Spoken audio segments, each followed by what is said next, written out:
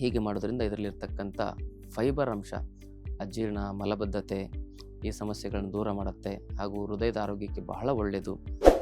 ಆಮೇಲೆ BP, ಶುಗರ್ನ ನಿಯಂತ್ರಣ ಮಾಡಲಿಕ್ಕೆ ಈ ಪಲ್ಯ ಉತ್ತಮವಾಗಿರ್ತಕ್ಕಂಥ ಆಹಾರ ಅಂತ ಹೇಳ್ಬೋದು. ಇದರ ಪಲ್ಯ ಸೇವನೆ ಮಾಡೋದ್ರಿಂದ ನಮ್ಮ ಬೋನ್ ಡೆನ್ಸಿಟಿ ಹೆಚ್ಚಾಗುತ್ತೆ. ಯಾಕಂದರೆ ಒಬೆಸಿಟಿ ಅಂದರೆ ಬೊಜ್ಜು ಇವೆಲ್ಲವನ್ನು ಕರಗಿಸ್ಲಿಕ್ಕೆ, ವೇಟ್ ಮ್ಯಾನೇಜ್ಮೆಂಟ್ಗೆ ತುಂಬ ಹೆಲ್ಪ್ ಆಗುತ್ತೆ. ಸ್ಕಿನ್ ಮೇಲಿರ್ತಕ್ಕಂಥ ಎಲ್ಲ ಡೆಡ್ ಟಿಶ್ಯೂಗಳನ್ನು ತೆಗೆದು ಚರ್ಮದ ಕಾಂತಿಯನ್ನು ವೃದ್ಧಿಸಲಿಕ್ಕೆ ಅದು ಉಪಯೋಗಕಾರಿಯಾಗಿ ಕೆಲಸ ಮಾಡುತ್ತೆ. ಶ್ರೀ ಗುರು ಬಸವಲಿಂಗಾಯ ನಮಃ. ಓಂ ನಮಃ ಶಿವಾಯ. ಸರ್ವರಿಗೂ ಶರಣಾರ್ಥಿ. ಆತ್ಮೀಯರೇ, ಇವತ್ತಿನ ಸಂಚಿಕೆಯಲ್ಲಿ ಕೆಸುವಿನ ಎಲೆಯ ಆರೋಗ್ಯದ ಪ್ರಯೋಜನಗಳನ್ನು ನೋಡೋಣ. ಕೆಸುವಿನ ಗಡ್ಡೆ ನಾವು ತಿಂದಿರ್ತೇವೆ. ಕೆಸುವಿನ ಎಲೆನೂ ಸಹ ಉತ್ತಮವಾದ ಆಹಾರ ಅಂತ ಹೇಳ್ಬೋದು.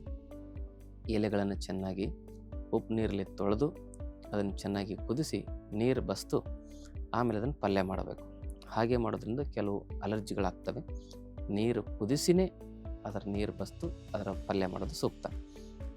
ಹೀಗೆ ಮಾಡೋದ್ರಿಂದ ಇದರಲ್ಲಿರ್ತಕ್ಕಂಥ ಫೈಬರ್ ಅಂಶ ಅಜೀರ್ಣ, ಮಲಬದ್ಧತೆ ಈ ಸಮಸ್ಯೆಗಳನ್ನು ದೂರ ಮಾಡುತ್ತೆ ಹಾಗೂ ಹೃದಯದ ಆರೋಗ್ಯಕ್ಕೆ ಬಹಳ ಒಳ್ಳೆಯದು.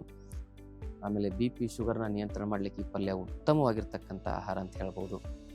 ಅದರ ಜೊತೆಗೆ ಇದರಲ್ಲಿರ್ತಕ್ಕಂಥ ಪ್ರೋಟೀನ್, ವಿಟಮಿನ್ಸ್ ಮತ್ತು ಮಿನರಲ್ಸ್ಗಳು ನಮ್ಮ ಶರೀರದಲ್ಲಿರ್ತಕ್ಕಂಥ ಈ ಸುಸ್ತು, ನಿಶಕ್ತಿ, ದೌರ್ಬಲ್ಯತೆ, ಕೈಕಾಲು ಜೋಮು ಇಂಥವೆಲ್ಲ ಸಮಸ್ಯೆಗಳಿಗೂ ಕೂಡ ಉತ್ತಮವಾದ ಪರಿಹಾರವನ್ನು ಒದಗಿಸ್ತಕ್ಕಂಥ ಆಹಾರವಾಗಿ ಈ ಕೆಸುವಿನ ಸೊಪ್ಪಿನ ಪಲ್ಯ ಹೆಲ್ಪ್ ಮಾಡುತ್ತೆ.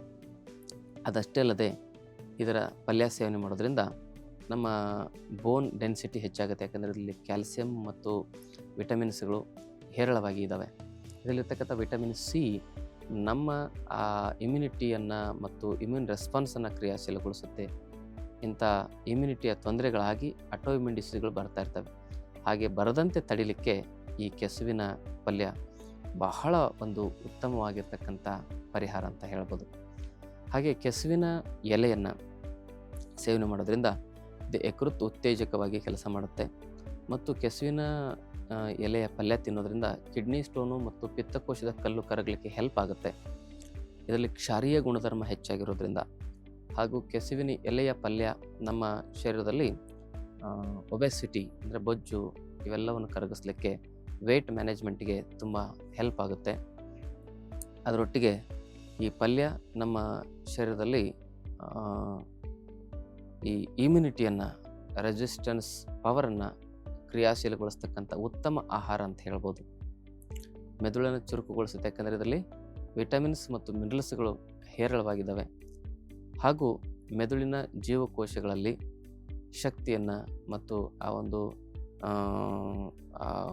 ಏನು ಎಲೆಕ್ಟ್ರೋಮ್ಯಾಗ್ನೆಟಿಕ್ ಕಾಗ್ನಿಟಿವ್ ಫಂಕ್ಷನ್ಸ್ ಅಂತ ಏನು ನಡೀತಿರ್ತವೆ ಅವೆಲ್ಲವನ್ನು ಬ್ಯಾಲೆನ್ಸ್ ಮಾಡಲಿಕ್ಕೆ ಬೇಕಾಗಿರ್ತಕ್ಕಂಥ ಎಲೆಕ್ಟ್ರೋಲೈಟ್ಸ್ಗಳನ್ನು ಕ್ರಿಯಾಶೀಲಗೊಳಿಸಲಿಕ್ಕೆ ಬೇಕಾಗಿರ್ತಕ್ಕಂಥ ಎಲ್ಲ ಪೂರಕವಾಗಿರ್ತಕ್ಕಂಥ ಪೋಷಕ ಸತ್ವಗಳು ಇದರಲ್ಲಿ ಇರೋದ್ರಿಂದ ಮೆದುಳಿನ ಆರೋಗ್ಯಕ್ಕೂ ಕೂಡ ಕೆಸುವಿನ ಎಲೆಯ ಪಲ್ಯ ಭಾಳ ಉತ್ತಮವಾದ ಆಹಾರ ಅಂತ ಹೇಳ್ಬೋದು.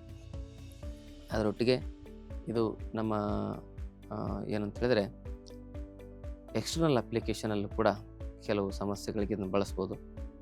ಕೆಸುವಿನ ಎಲೆಯನ್ನು ಚೆನ್ನಾಗಿ ನುಣ್ಣಗೆ ರುಬ್ಬಿ ಅದರಲ್ಲಿ ಸಮ ಪ್ರಮಾಣದಲ್ಲಿ ಅಲೋವೆರಾವನ್ನು ಬೆರೆಸಿ ಅದನ್ನು ಮುಖಕ್ಕೆ ಲೇಪನ ಮಾಡಿ ಒಂದು 5 ನಿಮಿಷ ಬಿಟ್ಟು ಮುಖ ತೊಳೆದ್ರಿಂದ ಇದರಲ್ಲಿರ್ತಕ್ಕಂಥ ಆ್ಯಂಟಿ ಆಕ್ಸಿಡೆಂಟ್ ಮತ್ತು ನೈಟ್ರಿಕ್ ಆಕ್ಸೈಡ್ ಸ್ಕಿನ್ ಮೇಲಿರ್ತಕ್ಕಂಥ ಎಲ್ಲ ಡೆಡ್ ಟಿಶ್ಯೂಗಳನ್ನು ತೆಗೆದು ಚರ್ಮದ ಕಾಂತಿಯನ್ನು ವೃದ್ಧಿಸಲಿಕ್ಕೆ ಅದು ಉಪಯೋಗಕಾರಿಯಾಗಿ ಕೆಲಸ ಮಾಡುತ್ತೆ. ಕೆಸುವಿನ ಸೊಪ್ಪಿನ ಪಲ್ಯ ಕೇರಳ, ಮಂಗಳೂರು, ಉಡುಪಿ ಈ ಕಡೆ ಜಾಸ್ತಿ ಜನ ಬಳಸ್ತಾರೆ. ಈ ಸೊಪ್ಪಿನ ಪಲ್ಯ ಅವರು ಹೆಚ್ಚಾಗಿ ಸೇವನೆ ಮಾಡೋದ್ರಿಂದನೇ ಅವರು ಮರಗಳನ್ನು, ದೊಡ್ಡ ದೊಡ್ಡ ಮರಗಳನ್ನು ಸುಲಭವಾಗಿ ಹತ್ತಲಿಕ್ಕೆ ಅವರಿಗೆ ಸ್ಟ್ಯಾಮಿನಾ ಹೆಚ್ಚಾಗಿ ಬರ್ತದೆ. ಅದಕ್ಕೆ ಸ್ಟ್ಯಾಮಿನಾ ಹೆಚ್ಚಿಸುವ ಉತ್ತಮವಾದ ಆಹಾರ ಅಂತ ಹೇಳಿದ್ರೆ ಕೆಸುವಿನ ಸೊಪ್ಪಿನ ಪಲ್ಯ ಅಂತ ಹೇಳ್ಬೋದು. ಇದನ್ನು ಜ್ಯೂಸ್ ರೂಪದಲ್ಲಾಗಲಿ ಹಸಿದಾಗಲಿ ಕುಡಿಯೋದು ಅಷ್ಟೊಂದು ಸೂಕ್ತ ಅಲ್ಲ. ಇದನ್ನು ಪಲ್ಯ ಮಾಡಿನೇ ಸೇವನೆ ಮಾಡಬೇಕು. ಯಾಕೆಂದರೆ ಇದನ್ನು ಹಾಗೆ ಹಸಿ ಸೊಪ್ಪು ತಿಂದಾಗ ತುಂಬ ಗಂಭೀರ ಅಲರ್ಜಿಗಳಾಗ್ತಕ್ಕಂಥ ಚಾನ್ಸಸ್ ಇರ್ತವೆ ಅಂತಕ್ಕಂಥ ಮಾಹಿತಿಯನ್ನು ಹೇಳ್ತಾ ಇದರ ವಿಚಾರವನ್ನೆಲ್ಲರಿಗೂ ಶೇರ್ ಮಾಡಿ. ಜೊತೆಗೆ ಚಾನಲ್ ಸಬ್ಸ್ಕ್ರೈಬ್ ಮಾಡ್ಕೊಳ್ಳಿ. ನಮ್ಮ ಆರೋಗ್ಯ ಕೇಂದ್ರದಲ್ಲಿ 5 ದಿನದ ಆರೋಗ್ಯ ಶಿಬಿರ ಪ್ರತಿ ತಿಂಗಳು ನಡೀತಾ ಇದೆ. ಅಲ್ಲಿ ತಾವೆಲ್ಲ ಕುಟುಂಬ ಸಮೇತರಾಗಿ ಭಾಗವಹಿಸಿ ಯೋಗ, ಧ್ಯಾನ, ಪ್ರಾಣಾಯಾಮ, ಆಹಾರ ಪದ್ಧತಿಯ ಬಗ್ಗೆ ಮಾಹಿತಿಯನ್ನು ಸಂಪೂರ್ಣವಾಗಿ ಸರಿಯಾದ ಕ್ರಮದಲ್ಲಿ ಅದನ್ನು ಅರ್ಥ ಮಾಡಿಕೊಂಡು ಜೀವನದಲ್ಲಿ ಅಳವಡಿಸಿಕೊಂಡು ಸುಖ, ಶಾಂತಿ, ನೆಮ್ಮದಿಯಿಂದ ಬದುಕಿ. ಶರಣು ಶರಣಾರ್ಥಿ. ಮತ್ತಷ್ಟು ಆಯುರ್ವೇದ ಹಾಗೂ ಯೋಗ ಹೆಲ್ತ್ ಟಿಪ್ಸ್ಗಾಗಿ ಶ್ರೀಗಂಗಾ ಯೋಗ ಚಾನೆಲ್ನ ಸಬ್ಸ್ಕ್ರೈಬ್ ಮಾಡಿ. ಹಾಗೆಯೇ ಫೇಸ್ಬುಕ್ ಮತ್ತು ಇನ್ಸ್ಟಾಗ್ರಾಂನಲ್ಲಿ ಮಿಸ್ ಮಾಡದೆ ಫಾಲೋ ಮಾಡಿ.